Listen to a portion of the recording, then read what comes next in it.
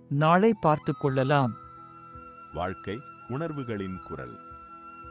அருண் என்ற இளைஞன் எப்போதும் ஒரு வார்த்தைதான் சொல்வான், எனக்கு ஒன்றும் ஆகாது. நாளை பார்த்துக் கொள்ளலாம். நண்பர்கள் அவனை எச்சரித்தாலும் கேட்க மாட்டான்.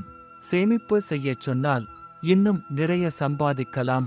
உடல் நலத்தை கவனிக்கச் சொன்னால் எனக்கு வயசே ஆகவில்லை, வேலையை இழக்க நேரிடலாம் என்று நண்பன் எச்சரித்த போது அப்படி எதுவும் நடக்காது என்று சிரித்து விடுவான்.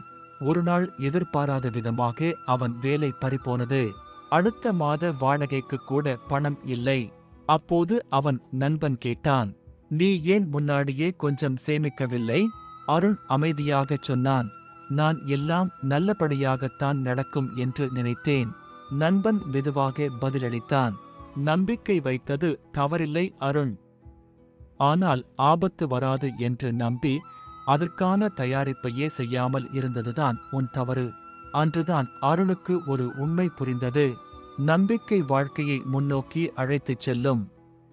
ஆனால் தயாரிப்பில்லாத நம்பிக்கை சில நேரங்களில் நம்மை பின்னோக்கி தள்ளிவிடும். இன்றைய செய்தி, ஆப்டிமிசம் பாயஸ் என்பது எதிர்காலத்தில் நல்ல விஷயங்களே நடக்கும் என்று நம்பி பிரச்சனைகள் அல்லது ஆபத்துகள் நமக்கு ஏற்படுவதற்கான வாய்ப்பை குறைத்து மதிப்பிடும் மனநிலை. நம்பிக்கை அவசியம், ஆனால் நம்பிக்கையுடன் தயாரிப்பும் அவசியம். எனக்கு எதுவும் ஆகாது என்ற நம்பிக்கையை விட ஏதாவது நடந்தாலும் நான் தயாராக இருப்பேன் என்ற எண்ணம்தான் உண்மையான புத்திசாலித்தனம். இதே மாதிரி வாழ்க்கை உண்மைகள் பிடிச்சிருந்தா ஃபாலோ பண்ணுங்க.